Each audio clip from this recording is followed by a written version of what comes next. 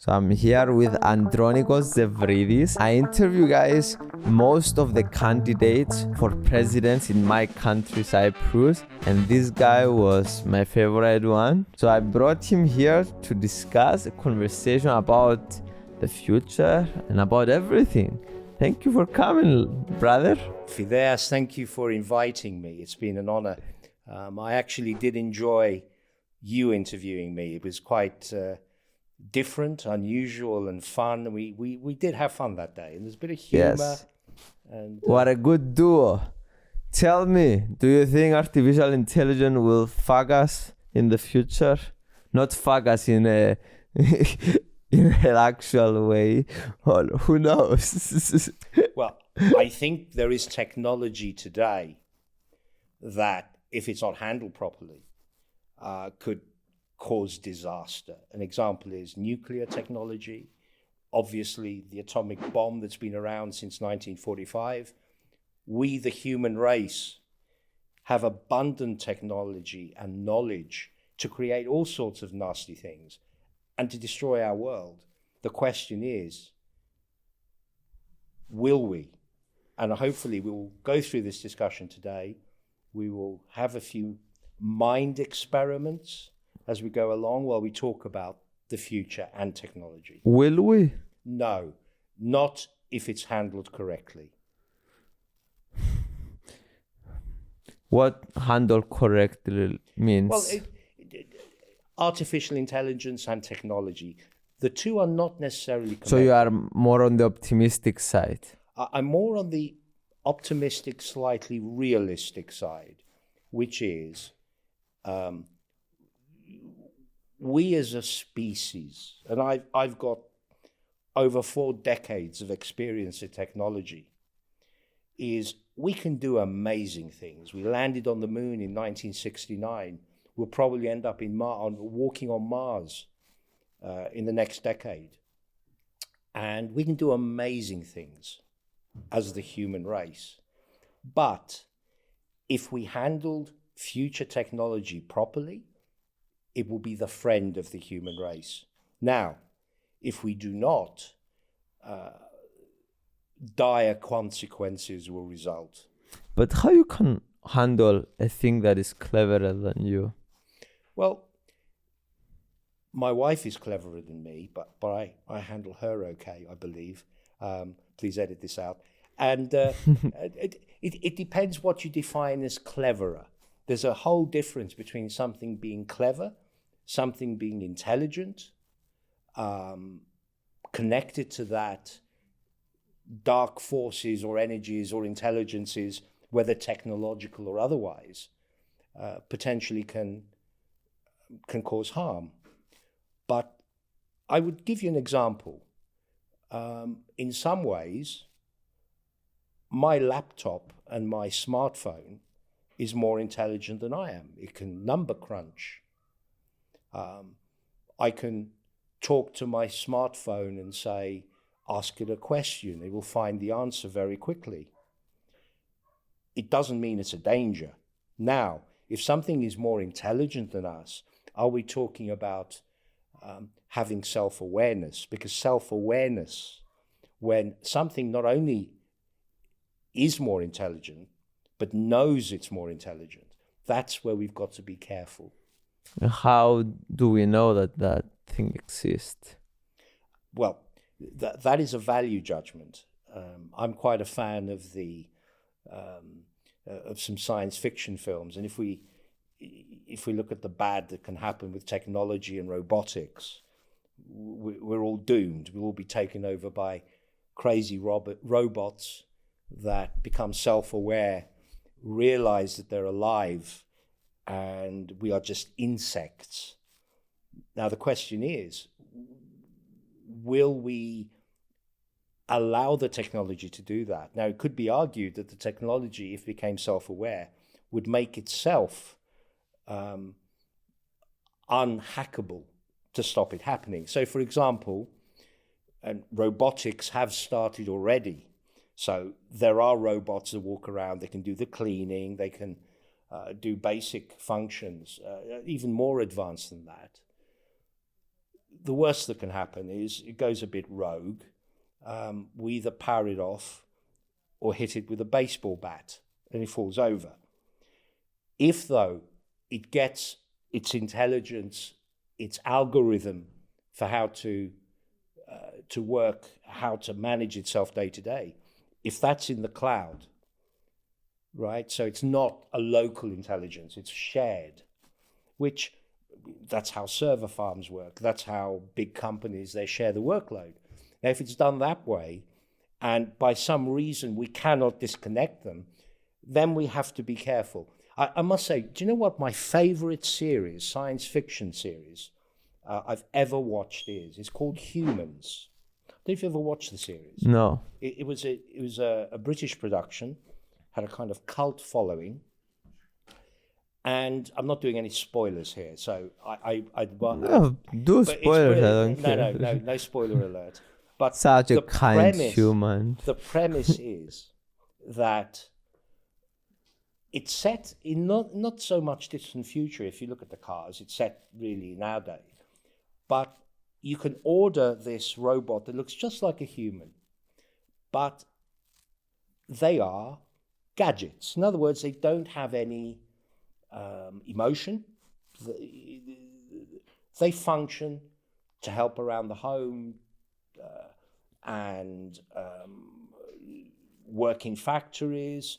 Mainly, basically, they're either servants or slaves. Now, what if some of them became self-aware? Should we treat them as human beings? Do they have rights as we do? And what happens when things go wrong? And have they gone wrong from their point of view? Anyway, a small plug for Humans. Please watch it. It's a really good series. So, with what you're saying, you're basically concerned as well. Like, it's important for me to mention that it's been 20 days, guys, that I didn't eat food. I only drink water because I'm doing a video for 30 days, no food, for my main channel here. And if I die in this conversation, it will be fun. So stick around to see if I'm still alive until the end. Please, Fidias, don't die in this production. But your viewers will miss you. And actually, I am really impressed how you can live for 20 days. Not only live, I mean, I'd be walking like a zombie if I hadn't eaten anything for 20 days, but you're actually functioning and actually interviewing me. And you're actually asking some very deep, probing questions. Whereas if it was me sitting there, I'd be kind of slaunched all over the sofa. Anyway. Difficult questions coming soon. Okay, I look forward to them. So go back to your point. Yeah. Okay, at this moment in time, now I know recently, timeline, end of March, Elon Musk and 99 other people, some pretty heavy hitters, academics. Steve Wozniak, Elon Musk, and they wrote that there should be a 6-month consensus. We should stop working on artificial intelligence until we understand it better and we can regulate it. Now, I'm not against that at all. I think it's a little overkill to say, let's stop everything we're doing in all our universities. But there are some concerns rather than dangers. I'll give you an example. ChatGPT was launched in November. It is said it is the future of AI, which can, put in really simple terms, what it acts as is an interface. It's a way that you can have your own PA, your own secretary to do things for you. So, for example, my smartphone is great.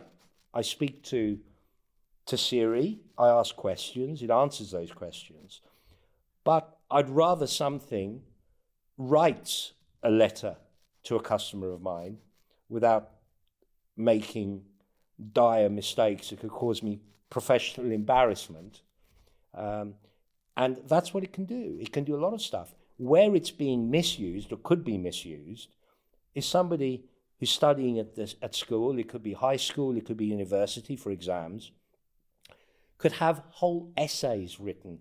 Why is a misuse? Excuse me? Why you think it's a misuse? Well, I think it's cheating. Now, the reason people well, maybe school is the whole cheating here, well, not the that's the kind of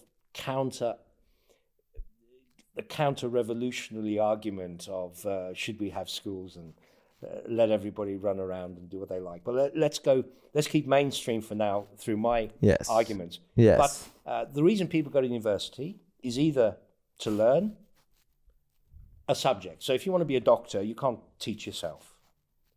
On the other hand, if you be a businessman, there's been some very successful businessmen who've never been to university.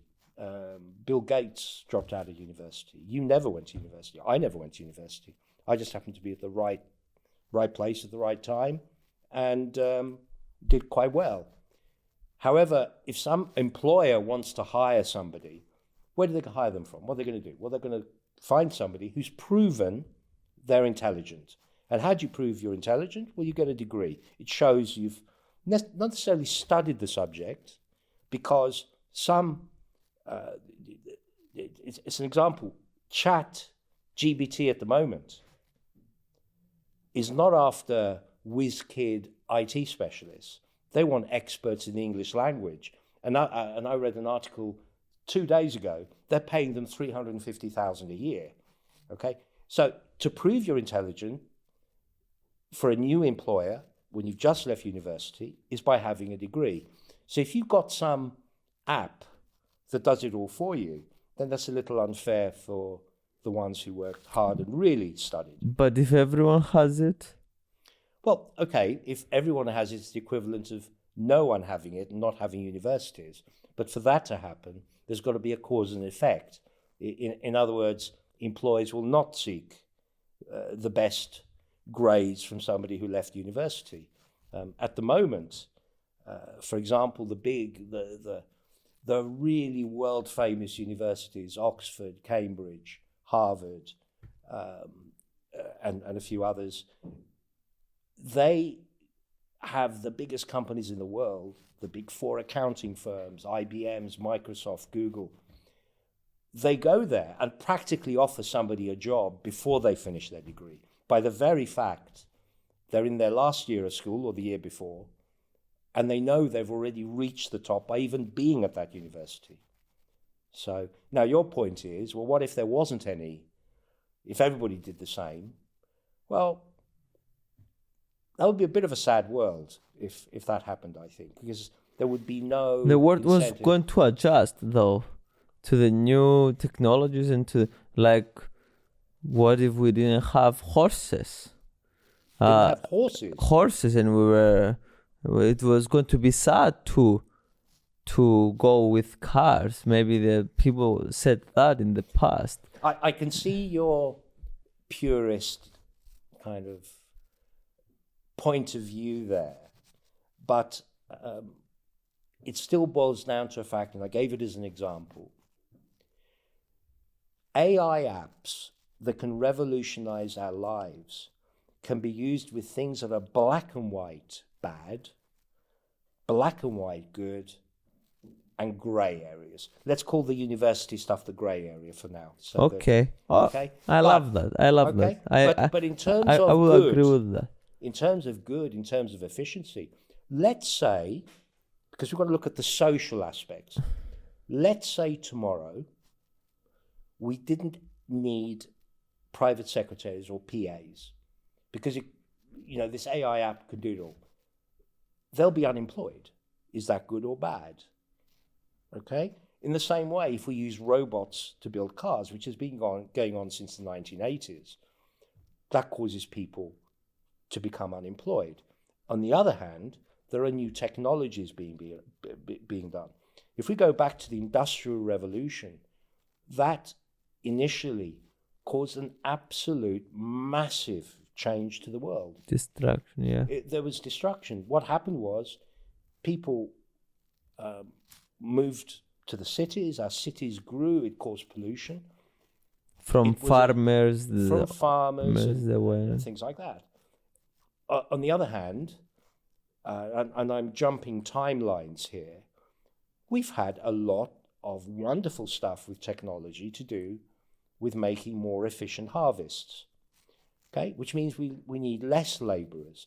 In the ideal world is we could do what we like, we work maybe 2 days a week and have 5 days a week leisure, assuming we don't get so bored that we go crazy. But wouldn't that be good, is to find ways where we can do positive stuff in life? I'm not saying we're there. I mean, we're looking at decades in the future. And let's face it, billions of people are starving and don't have enough to eat and in poverty. So we're nowhere near that. So we are going to get into kind of what the future will look like in universal basic income and solutions that we might see. But like, I want to ask, do you think ChatGPT is sentient, and how we're going to detect if it is? Did you say the word censored? Sentient, like to be able to have self-awareness? No, not for a long time. There's other technologies that could do it. But the question again is, you could probably write code today. You definitely can, actually. It doesn't have to be AI, that can mimic being self-aware. A really simple example, which isn't black and white, the same analogy, is for years now you can play chess with a computer. So you add a voice to your competitor computer, and it can give the impression it's a grandmaster, but it's emulating it. So it is not self-aware. But can we talk about, go ahead. But how do you know that I'm self-aware? Well, I can't. That's an interesting paradox.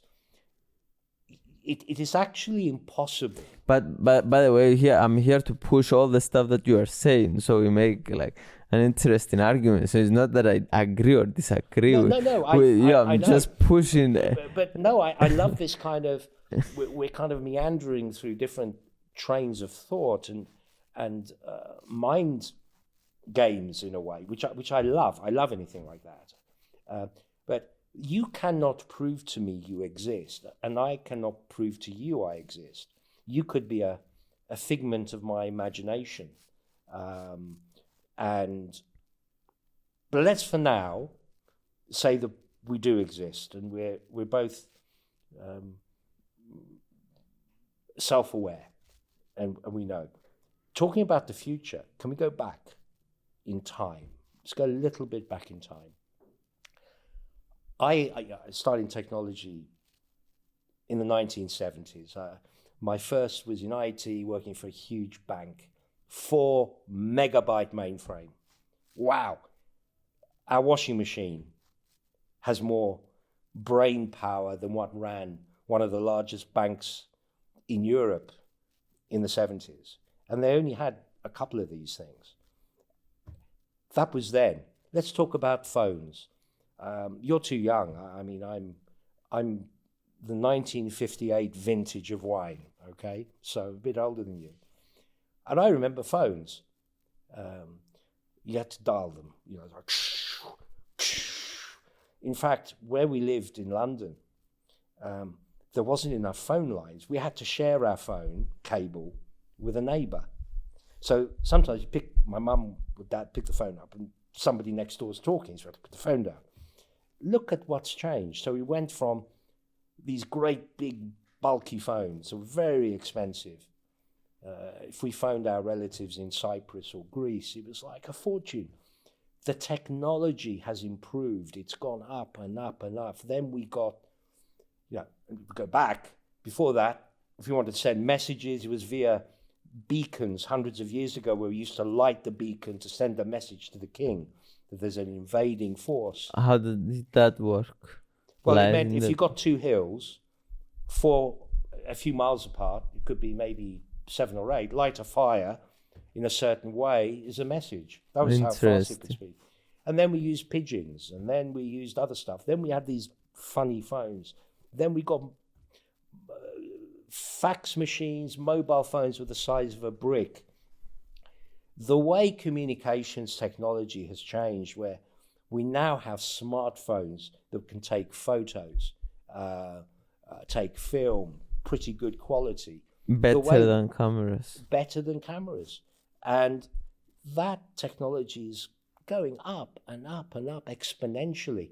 Batteries, that's one thing that has not caught up, right? You've got network speeds, you've got communication methods that have exponentially grown.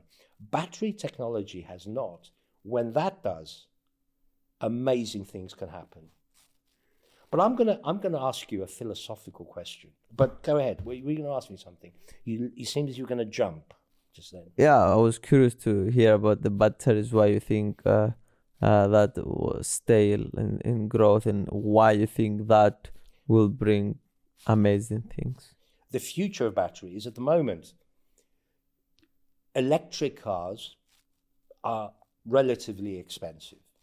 But there's one little mental barrier that has to break for the older generation who have money, and that is the battery capacity of how many hundreds of kilometers or miles it can do. And they think a real psychological barrier is when one charge can do at least 1,000 kilometers, which means your average person probably only needs to charge it once a month. And the second part of it is, ideally, you just plug it in to your garage rather than having this great kind of special adapter. So I think that will make it. But the question why batteries haven't gone as quick, there's a little bit of a little suspicion in my mind that perhaps some inventions have happened in the past, but major oil companies don't want it to happen, because if we...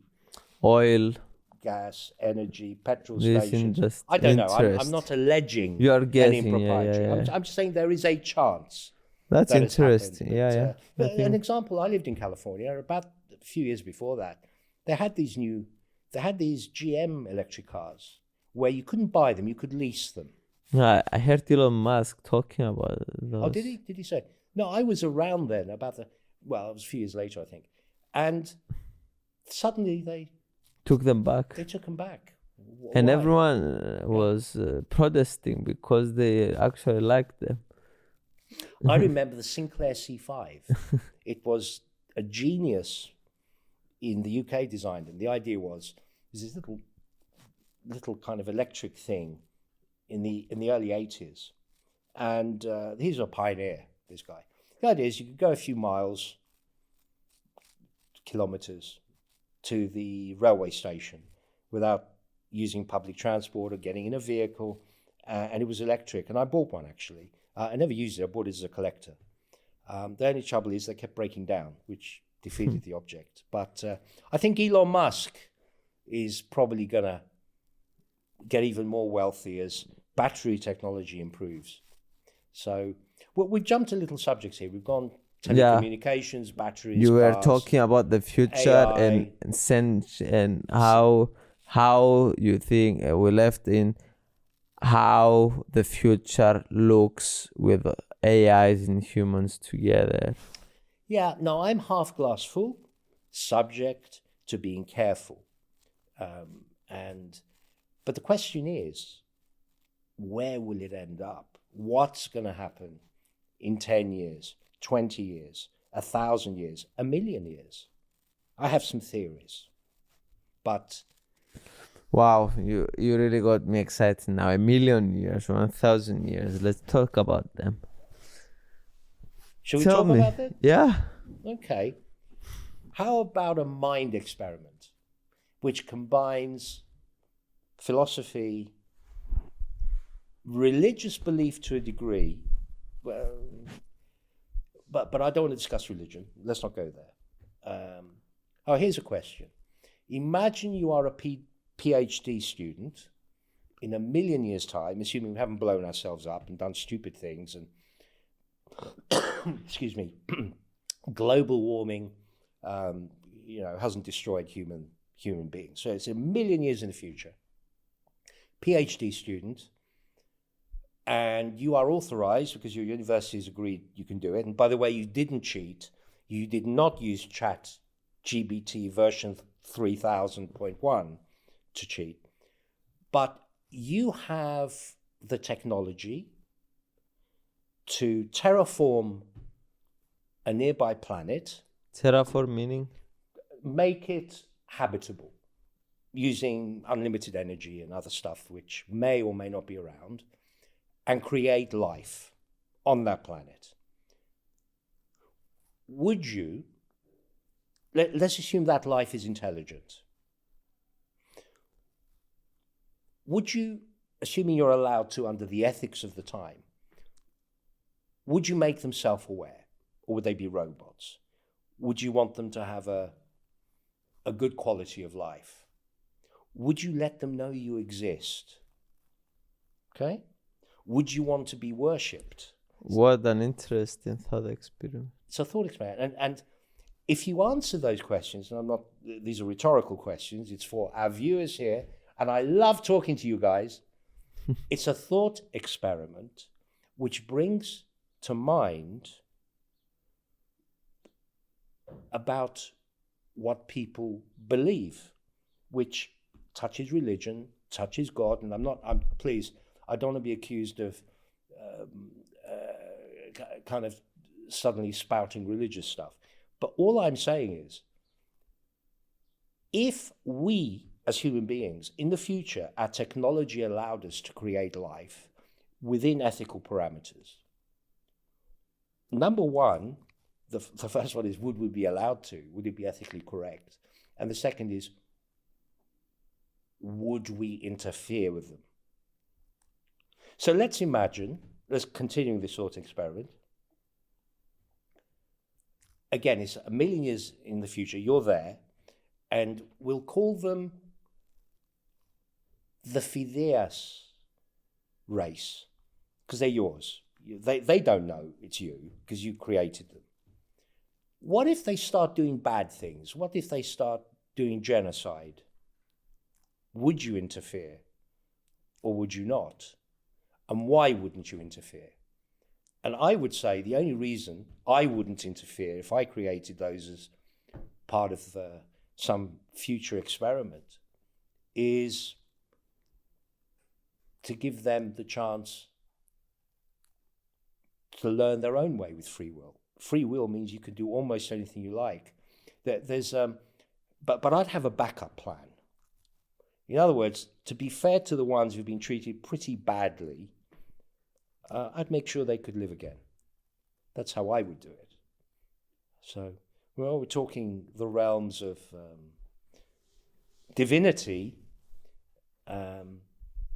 and the interesting thing is how far will we go as a species, assuming we do not destroy ourselves with stupid nuclear weapons and stuff like that. How far could we go?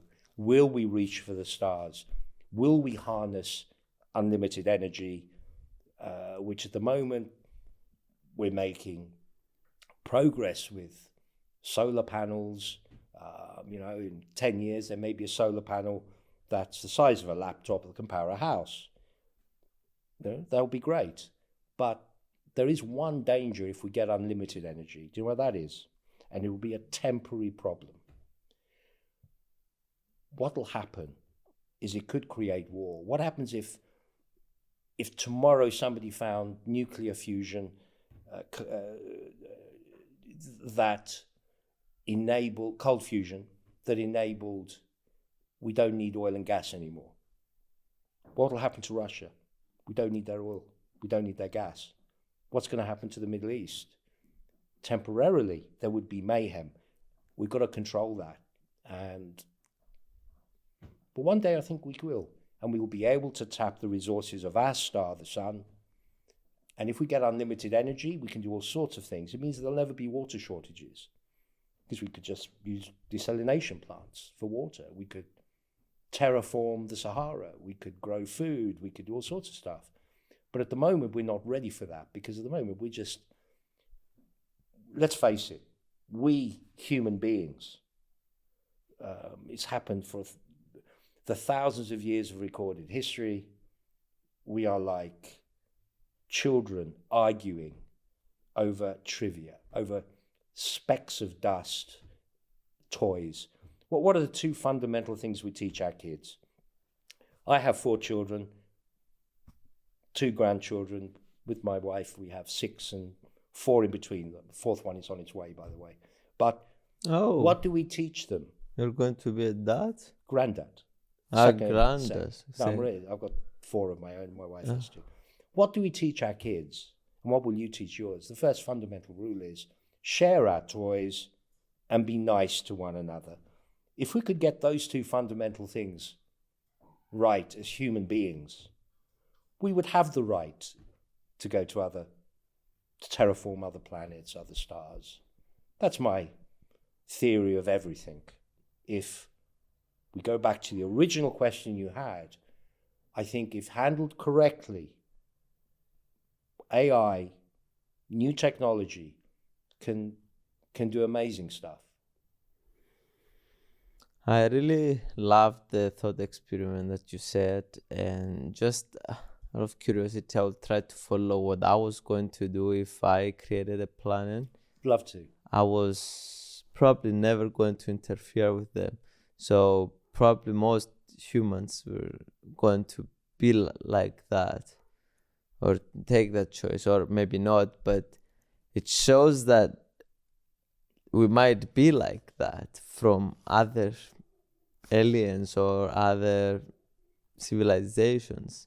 So we might be created exactly how you described, that we are going to create other planets. I mean, there's an interesting other hypothesis which is connected to that, which, as you say, I love thinking deeply. I love philosophy. And this is a connection between philosophy, religion, science, which I love learning about. And we both share a common goal. We love being inquisitive. We love learning. And that's where I learned from you, actually.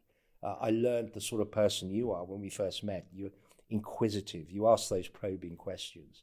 And sometimes it's to ask the probing questions to ourselves. Because if we look, and I'm not having a discussion on, aliens or this. Have you heard of the Drake's equation? I heard about it, but I don't remember. Okay. Drake's equation was a formula that worked out the probability of there being alien life. Okay? And I can't remember all the parameters, but here's some of the basic ones, right? How many planets are there? Of which, how many are in the Goldilocks zone? In other words, not too far to their star, that they're freezing cold, not too close, that they're burning all day, right? They're molten rock. Of those, how many could have water? How many civilizations have possibly not blown themselves up? How many never actually evolved, if that's the word? But there's one thing missing in the Drake equation, which has only come to the fore in the last couple of decades. And that is the possibility that, let's forget extraterrestrial aliens from this galaxy or our universe. What if there are multiple universes? What if there are infinite universes? And if there are multiple and infinite universes, I think there is a probability, going into a slight angle to our thought experiment, that you will blow the probability of Drake's equation out of the water. What's the probability of the Drake's equation that aliens exist? That there is a good chance they exist, right? Now, there's other factors, such as do they possess technology? Do we know the exact good probability? No, because it was based, I think Drake's equation first came out in the late 70s, could be late 60s, I can't remember. It'll be on Wikipedia. A lot more planets have been found since. Nearly every star has planets. Interesting, yeah. Right? And we multiply that just for our galaxy. But what hasn't been figured... Explain a bit more deeply about the multiverse theory. Explain. Firstly, I'm not a physicist, but I love reading about it. And I'm one of these people that likes sort of digesting little bits of information. But let me... There is a theory that there are multiple universes, potentially infinite, and there is something called superstring theory. Now, we live in a universe where there are 4 dimensions, right? So, for example, the bottle you're drinking from is 3 dimensions. The 4th dimension is time. Under superstring theory, the idea is, the potential is there, it can't be proven, that there are either 10 or 11 dimensions. So, there's a few dimensions which is believed to exist, potentially, in theory, and the theory is, which I found fascinating, is one of these dimensions, some of this we can't see, well, none of the others we can see, we can't actually see time, we only see the effect, is they go through every single particle in the universe, one of these. Others exist in other planes, but the real amazing part is, a theory has been put forward that when they're called brains or membranes, see them as however far you go in our universe, there is a point where if that, let's call it the outer sphere, if that's the word, touches a certain other universe, if there is a multi-universe existence, it creates another Big Bang and creates another universe. So it's one of these things. Now, if you add all these things together, and I don't want us to get lost in this mind experiment, is if there are beings, and if we're talking, if we're talking, excuse me, infinite universes, I am saying there is an infinite chance there are beings there. One of which I would say there is an infinite chance there is what we call God. And if there are infinite universes, there is a parallel universe somewhere in infinity where exactly everything that has happened to us has happened up until this second. The only difference is, so in other words, it's me speaking to Phidias, where we are today, except one thing will change in this particular aspect, that I have just scratched my head. But in the other parallel universe, I did not. So isn't infinite an incredible thing? Because if there are infinite universes or multi-universes, there could be beings that have found technology beyond our dreams. And where these universes, all multi-universes exist, so we're not talking about space and time here. The space and time is within our universe as we know it. The universe we know of, and there are still certain things that we still haven't understood, such as it's in a dark matter. database. It's like, where is all this? No, there's 4 forces of nature that we know of. So, for example, gravity is a weak force. If gravity was not weak, it means we couldn't jump up and down. And we'd just be blobs in the ground, we'd just be squashed. So gravity is weak, and there's other strong forces.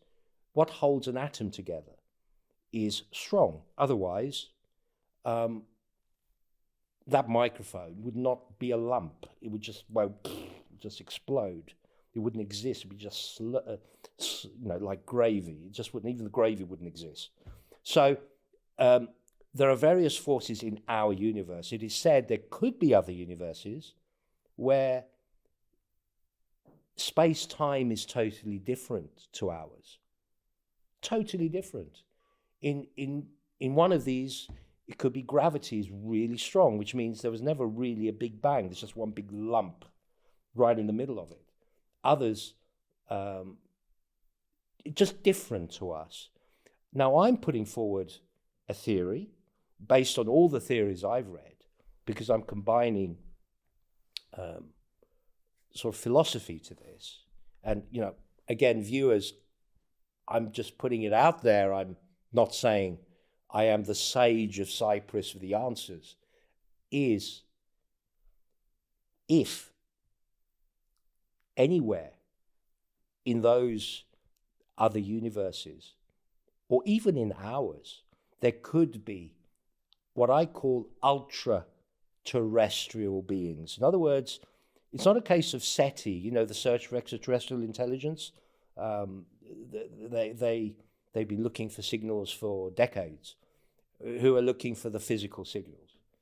I mean, it could be in other dimensions in our universe, there are beings or intelligences that are living 1/1000th of a millimeter away from us. They could be watching us.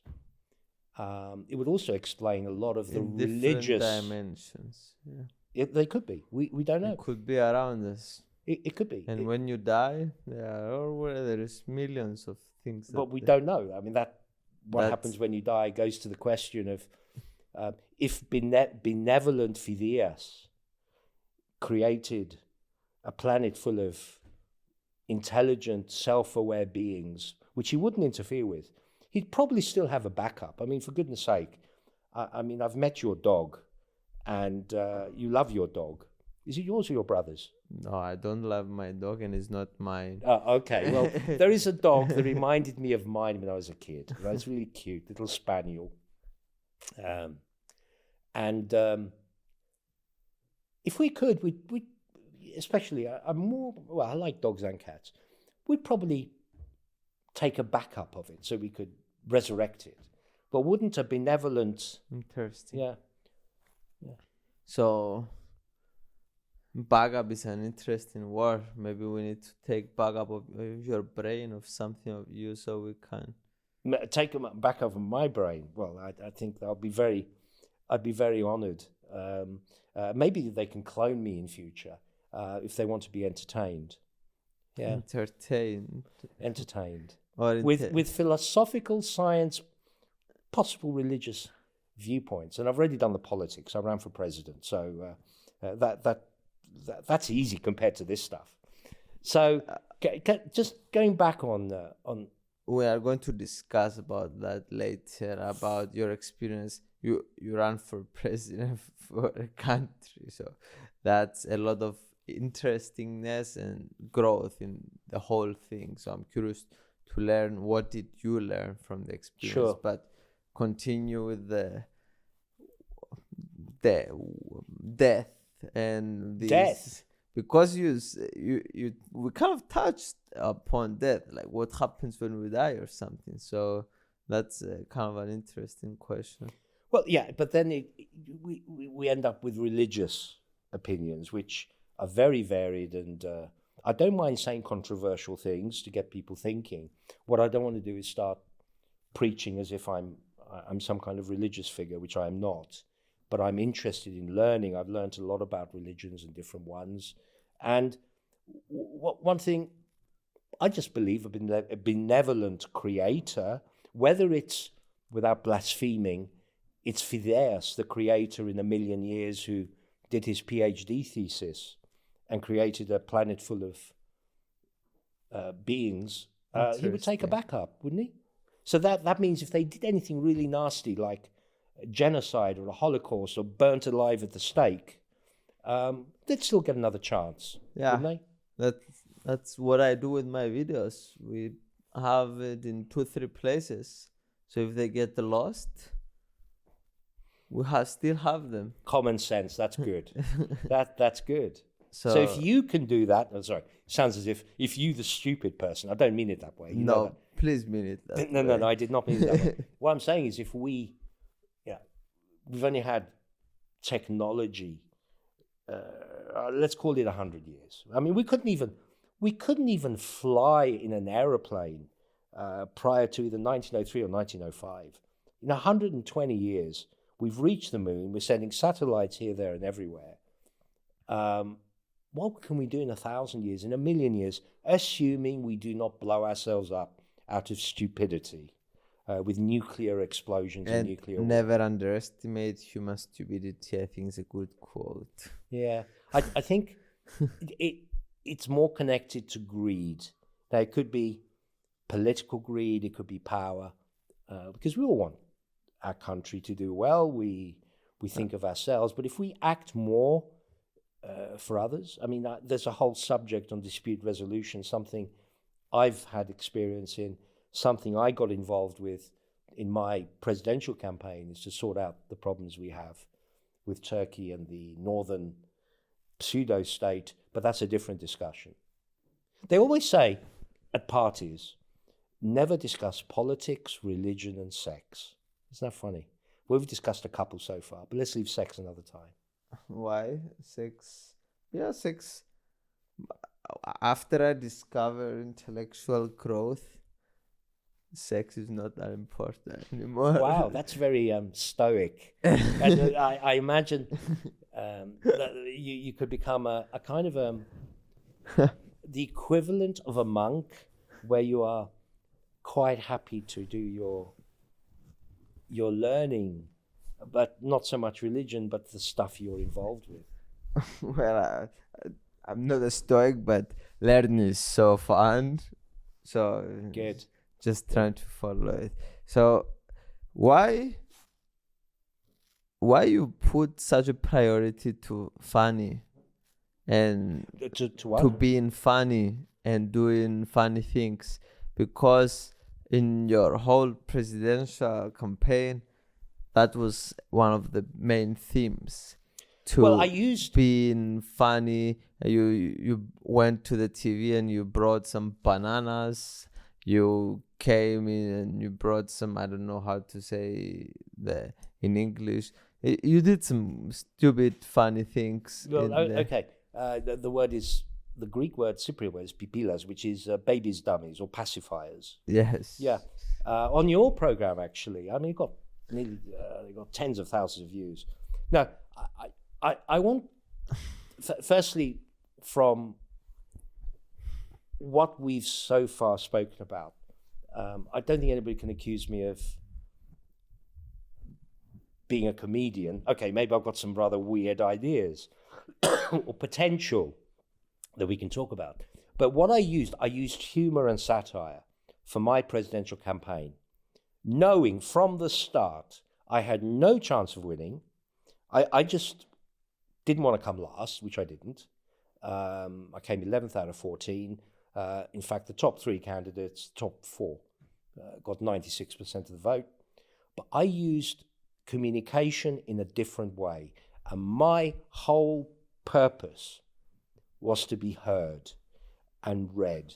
And I used various props to do it. I come from a technology, marketing, sales background. So I used a few unusual props, like taking a banana on live TV and basically explaining we've got to change Cyprus, because at the moment we're a banana republic, with all respect to banana republics. That's not countries that grow bananas. We grow bananas, actually, in Cyprus. Lovely bananas. Great bananas. Try Cyprus bananas. Very good.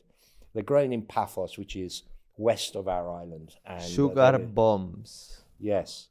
And the reason I took the baby's dummy, the pacifier, was to suggest, and it's something that really we could do all over the world, if our politicians everywhere in the world shut up for a few hours a week and listened instead of talking, stabbing other politicians in the back and doing all of that, we could revolutionize the world. We could bring about peaceful solutions. A lot of amazing things could happen. So I used those as props. I also took a giant pair of shoes for other symbolisms. But I was the only candidate to have actually used music, a satirical manifesto, and a serious one. And the idea was to get the younger people to think about politics and to actually vote. As it happened, there's a bit of apathy in voting, but I am delighted with the result. I got heard, I was on television, radio, countless times, and my whole campaign, let's put this in perspective. Hillary Clinton and Donald Trump, directly and indirectly, it is said, spent $14.5 billion on their campaign a few years ago. That's a lot of money. I spent less than 25,000. My family, 25,000, and I feel quite honoured. I'm still waved at in the street. Do you know that my mother voted for you? Really? Yeah. That's very nice of her. Thank you very much. She watched our interview and she was like, "I will vote for these guys." No, I do appreciate the support, and I'm not embarrassed. I'm not ashamed. And it's of the kind votes of I got. interesting. You develop kind of a special relationship with the people that they vote for you, because it's kind of an intimate thing. They go there with their time, they have a lot of options, and they choose you. So it's kind of me, that my kind of job is to build the relationships with strangers. Is kind of doing that to be run for president. Is like you build, if they go and vote for you, this is how you create funds. No, I never actually thought about that. I mean, I had two major problems from the beginning, and that is, Greek is not my first language. I've lived in England, United States. I was born abroad. I was born in Northern Africa. Greek was not my main language, and I'll tell you a couple of funny stories about that in a sec. In a sec. And the second is, nobody really knew me. I turned up out of nowhere. Yes. From start to finish, my campaign lasted 77 days. So it's not like I'm a known professor and I did it because I love my country. And I did it because I feel I had some pretty unique solutions. People laughed at the way I spoke. I was on, there's the equivalent of is it David Letterman, the big thing at the moment? David Letterman, the evening shows. No, let's say Jimmy Fallon. Let's say. Right. Okay. Sorry, it's been a while. Jimmy. I actually did like Letterman. Actually, I liked his show. So I was on one of the probably the most popular one, which you were on actually another time. Yeah. The Lewis show. So I was on that, and I was being satirized nearly every week because of my long hair, because of my use of humor and my props such as giant shoes, bananas, and babies' pacifiers. But I said, because Greek is not my first language, I did come up with a few embarrassing moments. One was actually when you interviewed me.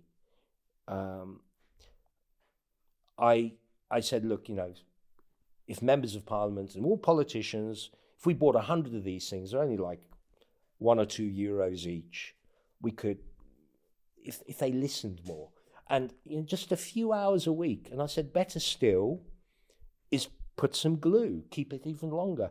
But unfortunately, the Greek word for glue, kola, is very similar to the Greek word for a-hole, which is kolo. I used the wrong one, and I tried to, got out of that one, I think, I bit my lip. And another one, and thank goodness I didn't say live on air. It wasn't rude, but I was asked by one person, what is my favorite food? What do I enjoy? And I said, well, even though my wife is vegetarian, vegan, I'm not, and I do love lamb chops on the grill. All due respect to vegetarians, yeah, I do. But unfortunately, the word I almost came out of my mouth was pedakia is the Greek word for children, and paidakia is the Greek word for lamb chops. Yeah, so it's like, I loved grilled children, a bit of lemon on the charcoal. So there were a few I little have boo-boos. similar stuff with English, bro. So Your English is great, actually. Yeah. So what did you learn out of the whole experience? Well, What was I learned the great takeaways? I learned, and one thing I didn't finish saying, because you brought the subject up, like, for example, your mother, is it is an act of loyalty, which it's not a case of so many thousand voted or didn't vote for me. It's effort. And especially when you know the person you're going to vote for, the one you stood in line, and I still remember the day, February the 5th, it was quite okay in the morning. It was pouring with rain later in some parts of the island, some parts of Cyprus. They queued up to vote for me. And because I've never really been in politics before, officially, I've interfered behind the scenes. I know quite a few VIPs and ministers in not just one country, but it only dawned on me, it is an incredible act of loyalty. And I'm really grateful. So thank you very much for those who did vote for me, the ones from Cyprus who are watching this. Which was very, very nice. Thank you in Greek. Yes, thank you. Yeah. Okay, so what did you learn? And are you running again? Okay. At this moment, I've done my piece. I gave my views. I felt I did it, although I used humor and satire and props for getting my message across. My message did get across, which is, in 77 days, my ideas to fix Cyprus, written in black and white, because people here do not like writing manifestos, because they put it in writing, they avoid it. Some presidential candidates did, to be fair enough, but mine was pretty much in depth, and it was in Greek and English. So if anybody here, by the way, wants to, for a laugh, read my satirical one, that's my other manifesto. It runs to around 40 pages, and it puts forward a concept of, if you were king of Cyprus or queen with unlimited power as a dictator, but a benevolent one, which how would is you run what the country? we have anyways. I wouldn't quite agree with that, but some people believe that is the case. I actually quite like, I'm not saying whether I voted him or not in the second round, but I think the current president should, if it all goes well, it should go well. But he's prokomenos, he's a good guy. I was actually invited to I visited the presidential complex 2 weeks after he was voted in, which was a real honor, and I met his chief of staff for 45 minutes. We spoke confidentially. I'm not going to breach that confidence. But I think it was helpful and useful. And it's good when a president hears. I jumped subject. Sorry, you mentioned something. About what did I learn? Am I going to go for election again? I'm not sure. Did you like politics? Did you hate politics after the experience? But politics is a means to an end. Politics, some people view as power. In other words, I will be in this position, I'll be a president, prime minister, minister, secretary of this, whatever they call them, secretary of state in the United States, member of parliament, congressman, senator. They view it, some view it as a privilege, others view it as a power, others use it for corruption. And I'm not alleging anybody who's watching this who is involved in politics is. I see it, the reason I did it was as a one-off to get my ideas across. And remember, I did something that was absolutely taboo.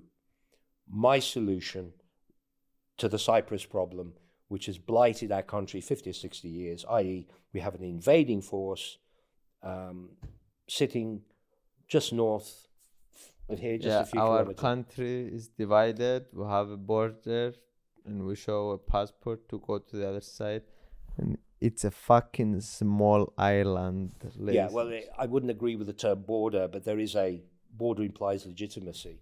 Now, I have a solution to that, which was not only radical, it was taboo. And what I'm really pleased about is people privately discussing with me, because nobody would agree that I should go there and talk to the Turks and, they can ask whatever they like. I'm here to listen. And if they say we want a two-state solution for us to hold a referendum, subject to compensation, and referendum, of course, nobody's dared to say that. Privately, we do want it. But I don't want to delve into Cyprus politics. I've kept all my website stuff there to do with my campaign. For those from abroad who aren't interested in Cyprus politics, read my satirical one. You'll find it funny. It's in English. We're going to put it in the link in the description. Yes, it's Andronicos.cy. So, okay, interesting. I'm curious to hear your thoughts on one topic that I'm thinking about. I am 22. I'm becoming 23 in a couple of days. And I'm thinking as one possible option in my life and career in the future to maybe run for a president of Cyprus. But it might be my debate in my head and with others might be a waste of time in the equivalent of what I was going to be doing, because I think I can become multimillionaire, billionaire, and help the world and do all these things. And I'm curious to hear your thoughts on this topic, if you think it can bring change. Okay. I can only speak from my perspective, because other people's perspective, and I don't think I'm qualified to talk about other countries, because I wasn't thrown into the deep end of running in another country. I must say something funny. One of the first people I told that I was running for president is somebody I kind of didn't know them very well. One of these people you sometimes meet that knows a little bit about me. So yeah, I'll be announcing I'm running for president. And she said, "Oh, really? Which country?" Because of the way I speak Greek. That's quite funny. Oh, yeah. Well, which country? So, it's a bit of a kind of, oh, yeah. Speaking from Cyprus, and this is from my point of view, I am so pleased. It was worth every penny I spent. It wasn't a lot. My family and I spent less than 25,000 euro, so 27,000 US bucks, to run a presidential campaign in 77 days, to get free airtime, because I was quite entertaining, to get my message across. I did it to be heard, not to make money. In fact, I switched off. I still have my commercial, anything people can connect me to commercially. So I didn't do it for advertising. I've still got it disconnected because I still plan to help, depends on the way of looking at it, to be involved in politics for a while longer. I do plan to meet with the Mr. Tatar. On the Turkish side. Yes, he's called president.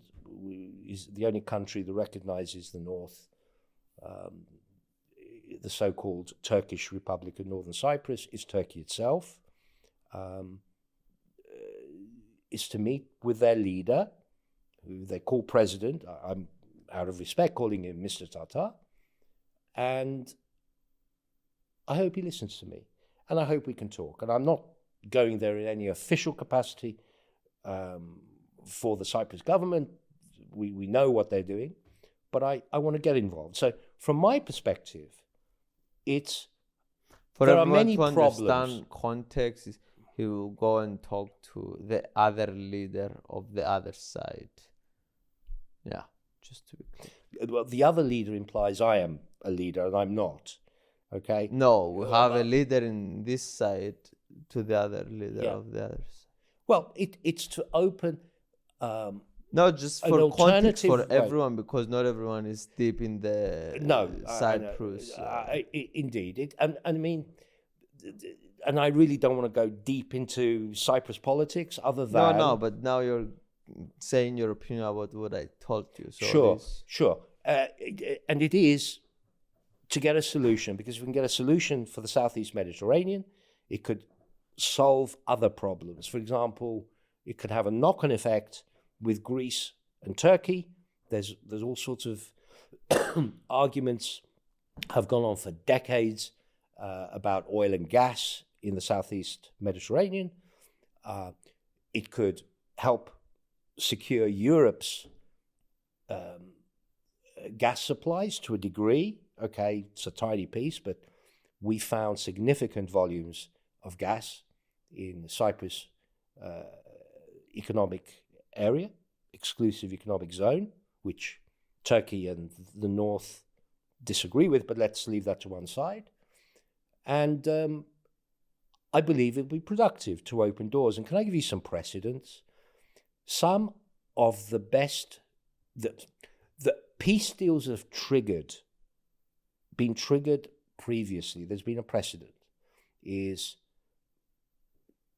although Palestinian-Israeli problem is still ongoing, the agreements reached 20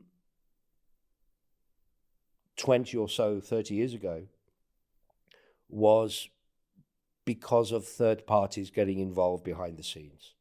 It's kind of a catalyst. It helped people get together. And it's called the Camp David Accord.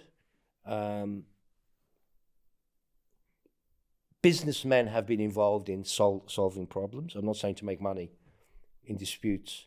And I am qualified in alternative dispute resolution. I'm a trained mediator, which I did many years ago to help me with my sales and marketing rather than to actually practice it. So I hope I can be a benefit. Should we talk about something more fun? But you didn't answer my question. I'm sorry, I thought I did. Which is, if you run for president. Yeah, do you think it will be helpful? Do you think we can make a change? Because this is a dilemma that I can maybe do better things with my time. But it depends what you want to achieve in your life.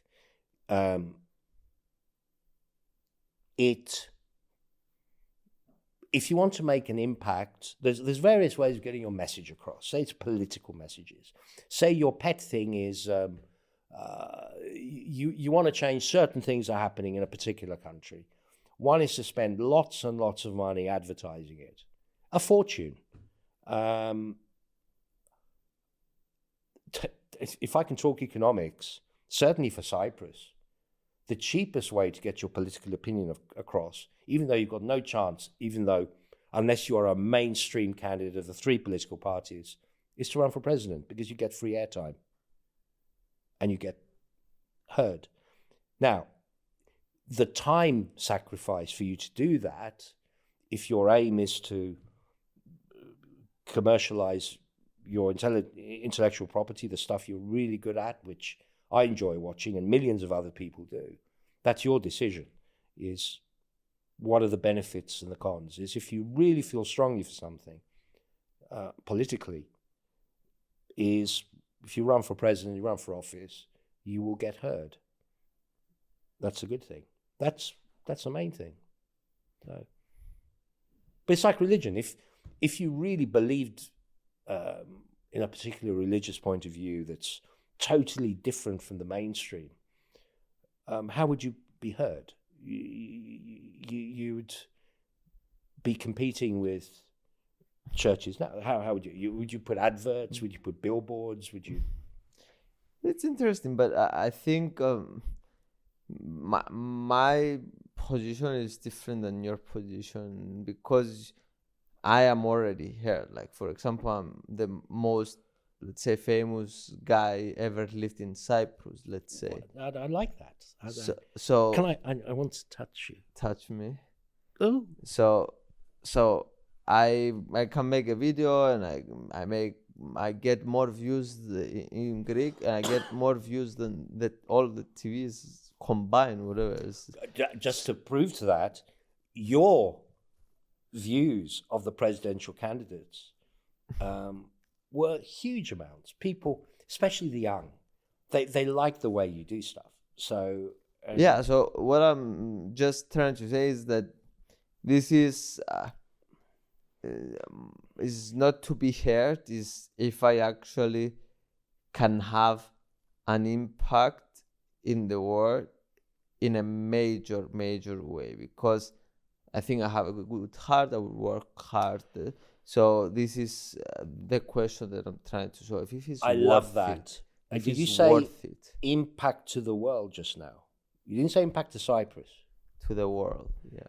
We're Because Cyprus is irrelevant. It's very small. But it's part of the world. It's one of part. Maybe this is what I'm saying, because I talked with some people and they said this can have ripple effects to other. You're going to be whatever, the first YouTuber that became president, or you're going, and this will be kind of inspire or ripple effects to other things, or if you achieve to solve the Turkish problem or whatever it is. I laud you for that, and I commend you. But you don't have to be president to do that, or even run a campaign, because you've already got influence. And I'll give you an example. To use an example of pop stars, let's go back a few years ago.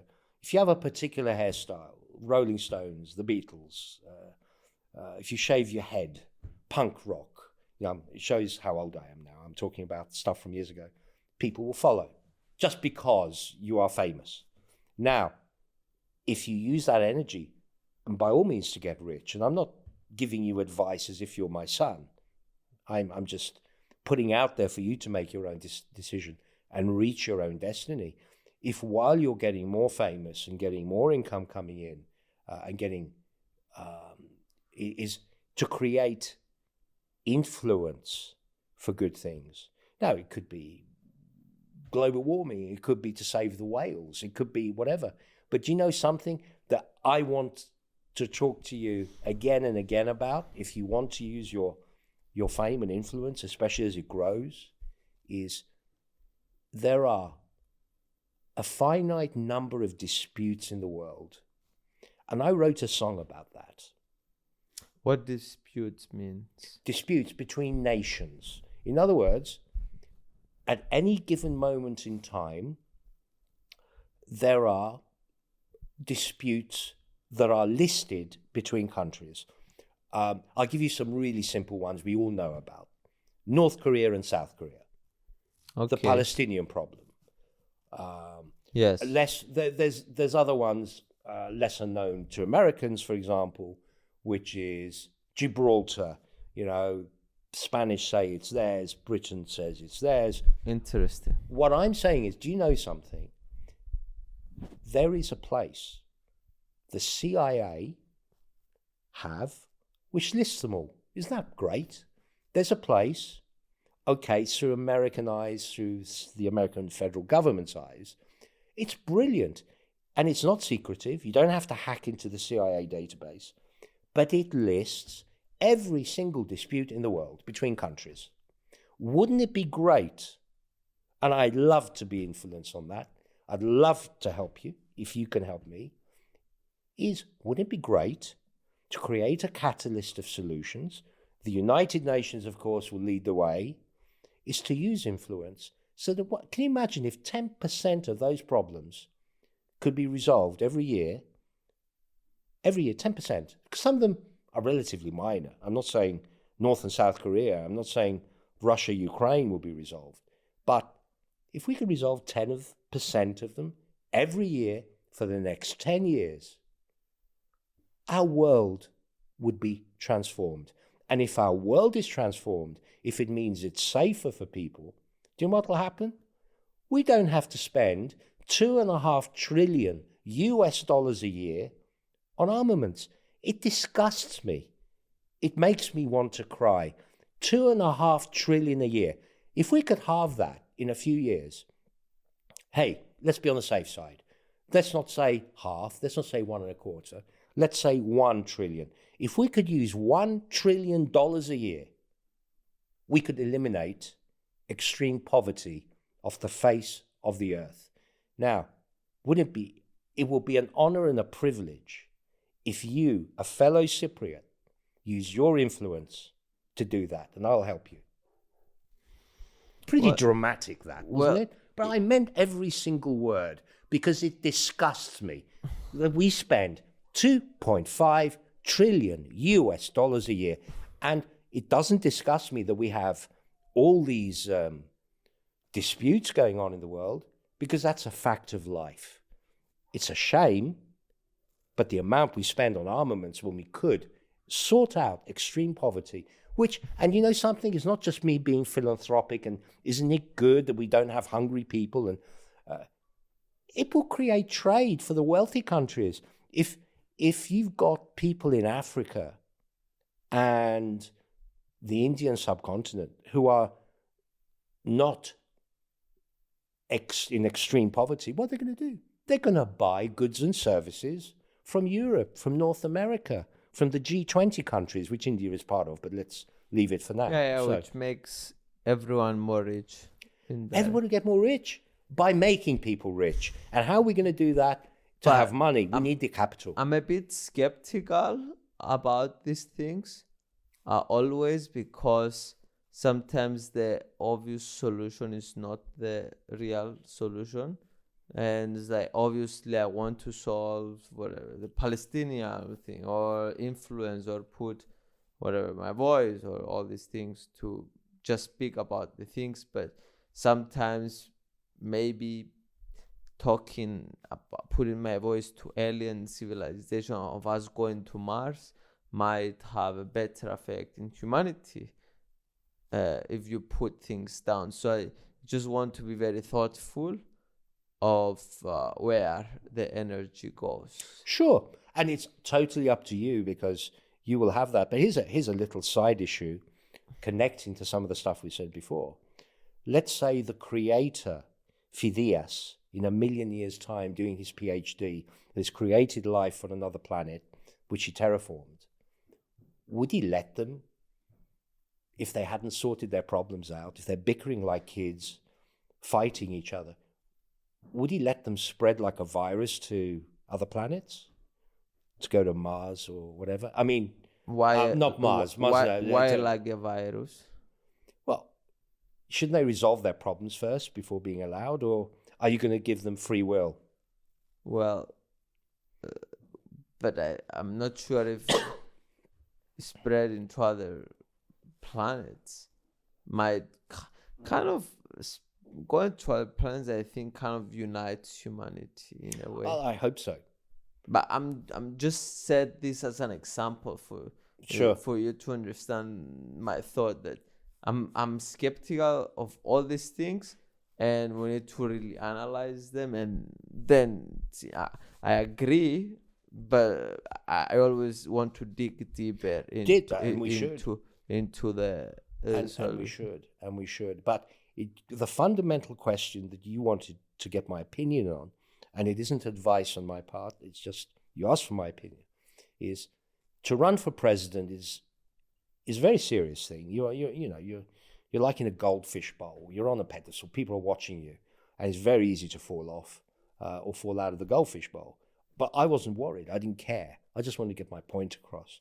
But there are other ways of influencing the way you want government to do and what to do. But if you expand it to the world as a whole for your pet, what you want, your pet projects, mine is to find mechanisms for peace, starting in our own backyard of Cyprus, and let's spread the love, not in a tree-hugging So happy you kind said of way. basically that it doesn't need to be a president. I can have impact in a lot of different ways, and might be a president one way. Well, yeah, an experiment is, and try it. I'm not suggesting you try it. Is to demand, if you're so popular at some point, that you demand all men that are watching you shave their heads in obedience, then that's a good test to see if they're, if you really have influence. But I've exaggerated that. The real thing is and a lot of YouTube people do this, and social media stars, is they influence what people buy, which is a common marketing method, and it's not. I don't have a problem with that. But then, if we actually had one roadmap to try and find peaceful solutions between countries, it would be great if that could be coordinated in some way. Do you think we should remove countries from the world and just be one human race? Remove, you're not talking about nuking them. You're talking about politically. Should we be one? No, I'm against that. At this moment, no. There's too much risk. There'll be some dictator that takes over, and no, I'm not into. It's different. Here's an example. Slovakia and the Czech Republic split into two countries. They're still friends, okay? England and France, Britain and France, never will become one country, but they do trade with each other. Yeah, they're enemies in football and rugby, but we get on. Now, I'm all for creating a way that we share our wealth, and I'm not, I'm a caterpillar. I'm a capitalist philanthropist. I'm not some kind of left-wing social communist type of let's share everything and the state controls. I am totally against having one government to control the world. If that ever happened, there's too much room for nasty things and control, and especially with technology, all sorts of nasty things. But it's different to find a way that we have less disputes and to have treaties in place so that we can resolve them in future as families. In other words, we're 220 families now, each one is a country.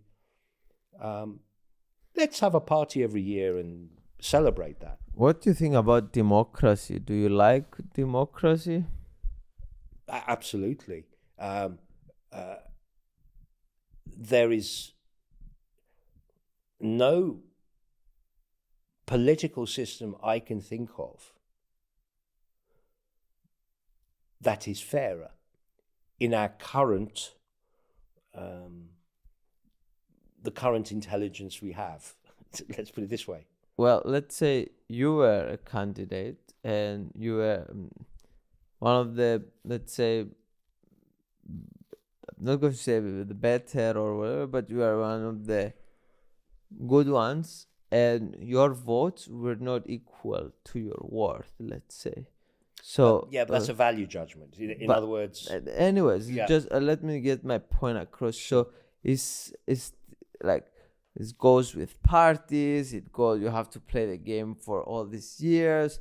Only some specific people are going to run. Everyone votes not because it's you. They vote because their team is right. That. So I think there is some not coolness in the system. Okay. I mean, I will slightly do another thought experiment to try and answer your question, which is, if I, Andronicos, had some secret powers to either rig the results or force people to obey me. In other words, if I became president using all sorts of nasty tricks, would I think that would be good? No, I wouldn't do that, even if I'm talking absolutely hypothetical, because I would not do a coup, and I don't have the weapons. I wouldn't do it, and it wouldn't be right. However, the question is, and it's a value judgment, is the person who gets elected sometimes, happens every time actually, it happens every time in Cyprus, only actually 25% of those eligible to vote voted. But if you go down to the actual population, voted for the winner, right? But if you look at the whole population of Cyprus, which is 900,000 in the unoccupied area, 900,000 Greek Cypriots.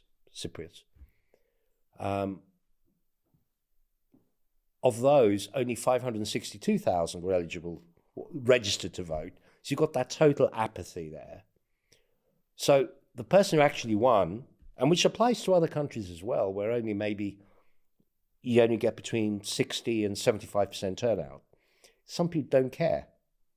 So you can't actually measure it based on who deserves to win, because that's a value judgment. So this system doesn't work. It doesn't elect the best one.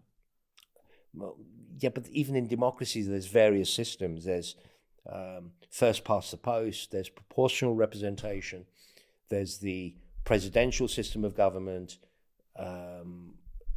others have a head of state, a president and a prime minister. There's all types of democratic systems. I believe we both agree, and correct me if I'm wrong, you believe democracy is the best political system as of today. Would you be right? I mean, you're not into dictators and... I'm not unless sure. it's you. I'm not sure.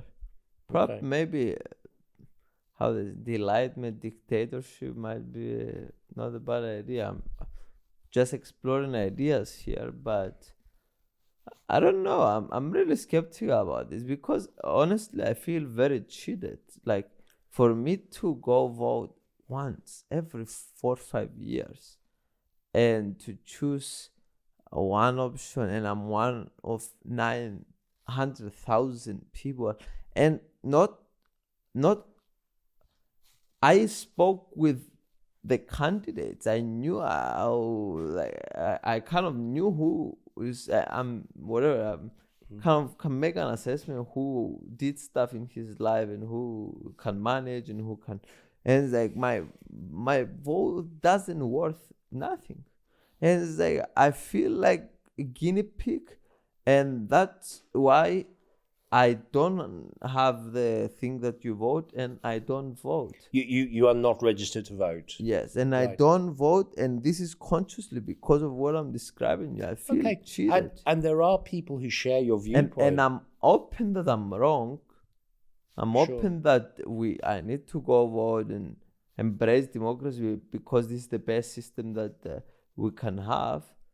But yeah, I think there's two reasons somebody feels like you, and I respect all opinions. I'm not saying you are right or wrong. There are two reasons. One is that none of the candidates are worthy of a vote because you think they're all no good. It's you're making a point by not voting, and some people feel that way. I totally accept that. And the second is, yeah, you like one or two of them, but you won't make a difference. You're just one person out of 562,000 who had the right to vote on February the 5th, 2023. And you can have that viewpoint, which is why some people are activists. What they try to do is lobby their friends and relatives to vote as well. Others don't care. And I think all viewpoints are okay. But me, it's not that I don't care. It's like I went and interviewed the people. I came from United States to come here. I didn't make any money. I lost like $30,000 just to come and do that thing. It's not that I don't care. It's just because I feel cheated in the system. So I really care. I want to show to everyone who is who and do my part, but I don't know. Okay, here's his thought experiment, but it's not for me to do. It's maybe your viewers will do it. If you have some kind of mechanism of idea sharing, is comment section. Comedy section. Comment section. Oh, I thought said comedy section. If you're dealing with politics, it is comedy. Is, okay, who can design the ideal political system that is fair? trial and error in the future. Well, remember, in recorded history, Oh. if we go back to recorded history, every type of political system has been tried so far. And But we have different stuff here, because I might accept your point of view, but now we're living in a completely different world with information instantly in our hand. Like before, like 50 years, it was only one TV channel. It's like we're not living all in the cities, all mugged together. So it's a completely different world now, and how you manage this world. I think we've evolved our political way of dealing with things. I mean, for goodness sake, women weren't allowed to vote in many countries. That was probably better, because we didn't thought that we had power. We knew we didn't. Who do? We didn't thought that we had power with our vote. We knew we didn't, because I think it's an illusion that we have power with our vote. No, I said women. Women weren't allowed to. Women. Oh, okay. I was going to say, you're about to lose half your listeners. No. Oh, you think it's a good idea women shouldn't vote? No. No. Okay, I'm glad we got that misunderstanding sorted out. No, I'm saying, so we evolved. Before that, only people who are landowners could vote. And before that, I mean, some countries, only if you were white, you could vote. And I'm going back in time. So we've evolved. The new debate is, which I believe is changed in one or two countries, is you can vote when you're 16. In another, it's 17. Here it's 18. Do we make it younger? Should we have a children's parliament and allow 10-year-olds to vote? I mean, that's something else. So you're the man who comes up with these radical thoughts sometimes. Like when we last spoke, it's like, oh, should we put robots in the schools to do the teaching? And should we do this? And the question is there a better way of being governed? Because it's a real responsibility to be a government, actually. And hey, I'm all ears. All ears in different ideas and But viewpoints. you think this is probably good enough for now? That does the job. What, the Cyprus way of doing things? No. What I mean is the democracy. The democracy. I feel it is the fairest system. The only that it would be unfair unless somebody can think of a very, very fair algorithm, is if they can't be hacked, is if some votes have more power than others. So it's not one man, one woman, one vote. It's based on algorithm. Now, what would that algorithm be? Who would get more of a vote? Who would get less of a vote? And is that fair? I'm not saying it is right. I'm saying, why can't people think about alternatives without it necessarily causing offense? I believe I'm open. Interesting. What's the meaning of life? What's that famous movie? Number 42 is supposed to be the answer.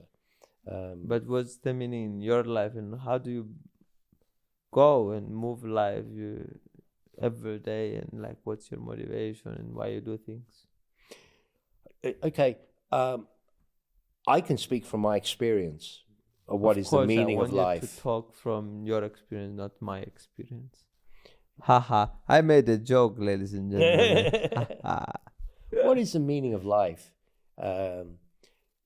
In your life? Meaning of life in my life is, I've already reached a meaning of life in some ways. I've got, between my wife and I, we have 6 lovely children, 3 grandchildren, 1 on the way. I think I mentioned that earlier. And that is a real honor and a privilege.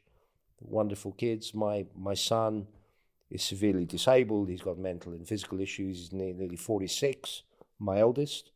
But he brings happiness to my life because the sort of person he is, He's had all these challenges, yet it makes me so proud to be his father and how he's coped. So the meaning of life, it's a merger of what makes us happy, what makes us want to live, what makes us want to do better, whether for ourselves, our families, our country, or each other, is an interesting one. I've had the honor and privilege of volunteering for 12 years. I did share that with you. It's called Cyprus Samaritans. It's a non-profit philanthropic organization. No, it's totally secular, even though the word Samaritans implies Christianity. And it was basically a helpline for emotionally distressed people here in Cyprus. And some suicidal.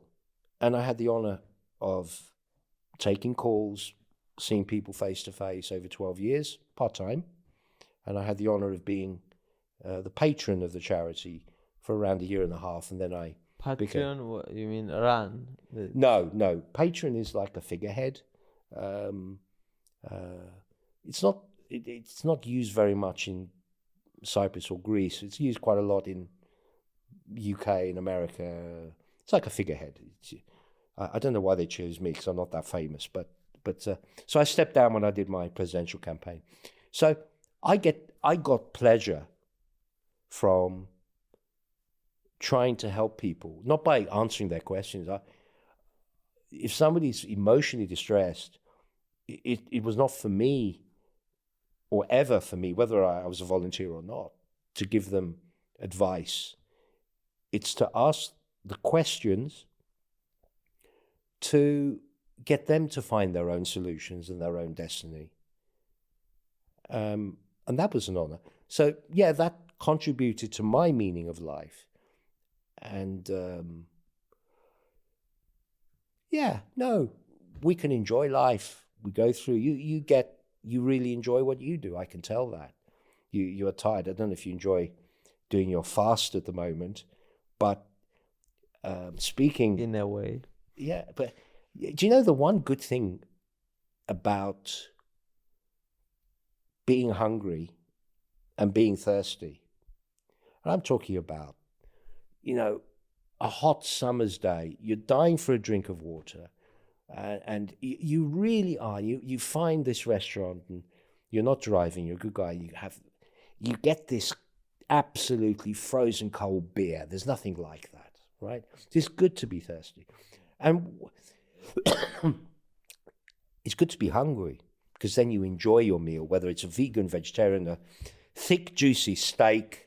If you're hungry, isn't that a meaning of life as well? To enjoy that, to enjoy the flavor and the smell. Sorry, it's sounding as if I'm torturing you here because you haven't eaten. It sounds like it. Let's put some pictures as well, editors. No. Of steaks here. No, I'm sorry, that really came out wrong. No, I don't mind. All I'm saying is stuff that is a challenge, and it is a challenge, and I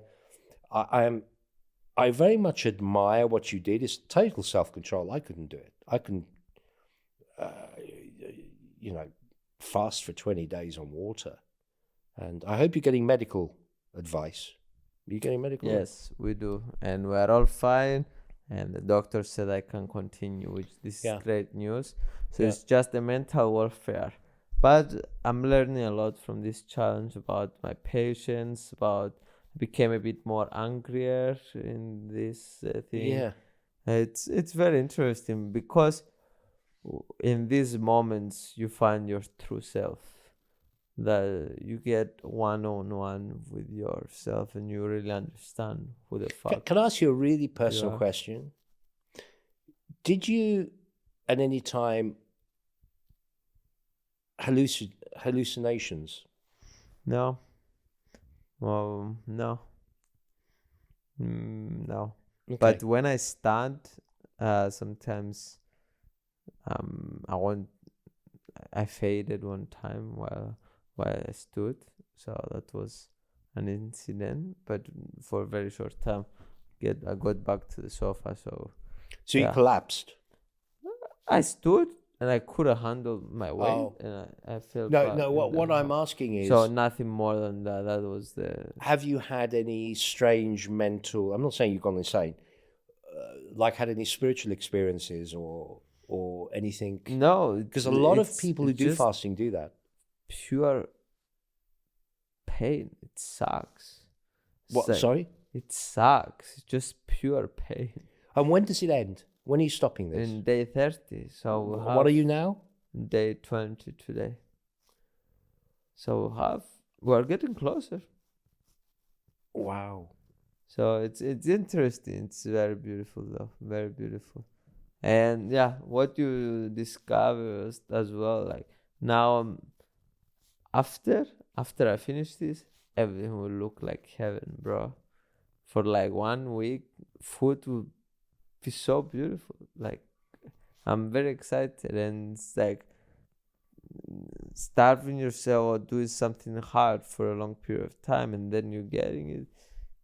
You get very excited, and ups and downs and all this stuff in life. So I can think see your that's point. the meaning. As long as you don't injure yourself, and Yes. I'm talking as if I'm your uncle, or Yes. I don't mean to, but So before the last question, you met my family today, kind of some of the members. What did you learn about me meeting my family? I absolutely love them. I never met them before. Your father is a village priest, and your mother is adorable. They're both lovely people, and we were Because sharing. she voted for you. Sorry. Because she voted for you. Now you're saying Well, this. no, I'm saying it because I spent an hour and a half, 2 hours with your mum, at least an hour and a half with your father, and listening to their stories, their life story. What did you learn about me though? Because I feel like Steve Jobs, I think, said that you learn so much by meeting a person's family. You learn. Yeah, I mean, it's always a good thing. I always was told is to, before interested, if you want to have a long-term relationship or get married to someone, to a woman, in my case, in your case, meet the family. And it's always a good idea. Sorry, it sounds as if we're going to marry each other. I'm not, I'm very... I'm open. I'm not. But I'm thinking I enjoyed their company. They were very hospitable.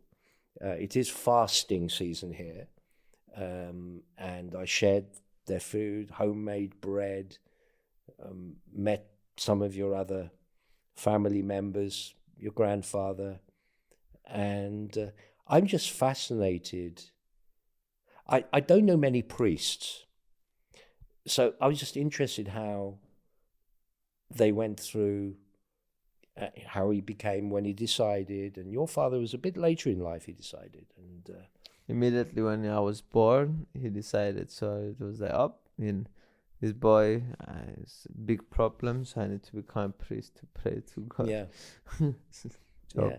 No, they're wonderful, and you're blessed to have such wonderful family. And your younger brother he's going to be in your footsteps. He's very intelligent, nice kid.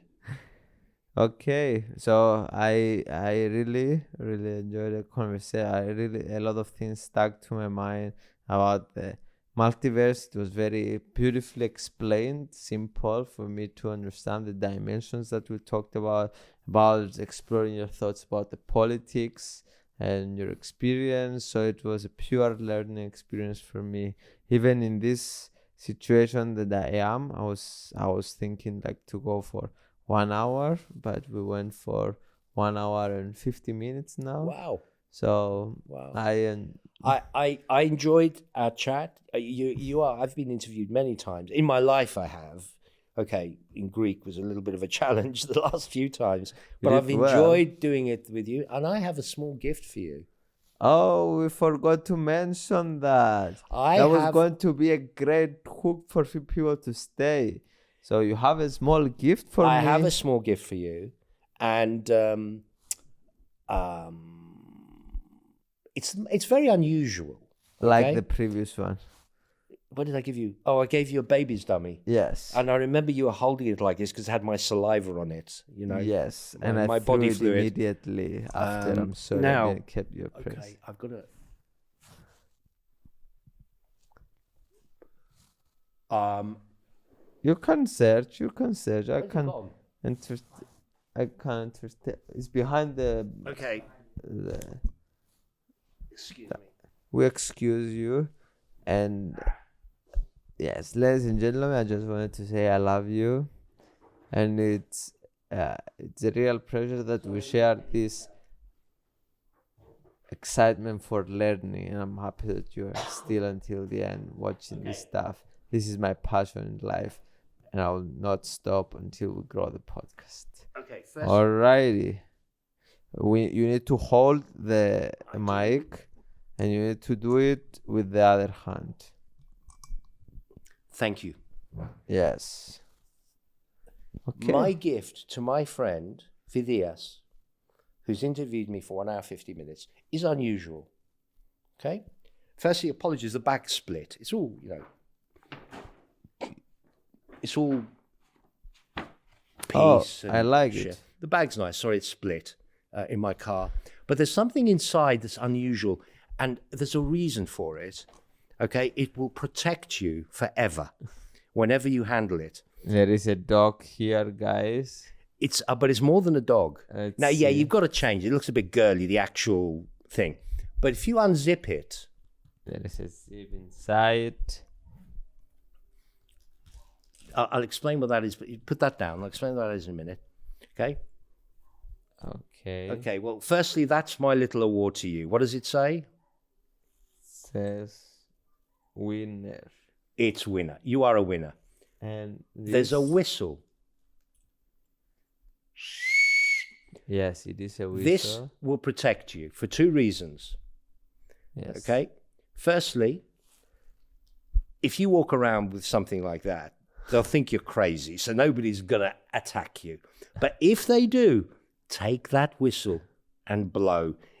That's the backup, because, I deal with contingencies and backup. But there's another thing, okay, and the last little thing which I want you to have. We talked about the future technology, cloning, yeah? Look what's in that bag, the little bag. I don't know if you can see it. Can you see what it is? Oh, this is... Fuck off. What? Is this your nail? It's a toenail. I've given you my nail. Please, pass it through your generations, and in 100 years, if for any reason they want to see me again, okay, recreate me. And in 1,000,000 years, if that could survive, maybe put me on that planet that you will terraform and put intelligent life. This is the strangest thing ever. He gave me his foot nail, ladies and gentlemen, and we ended like that. I love you. Thank you for being here. Filemu. Bye-bye. Thank you. Hugs, love. Bye-bye. Bye-bye.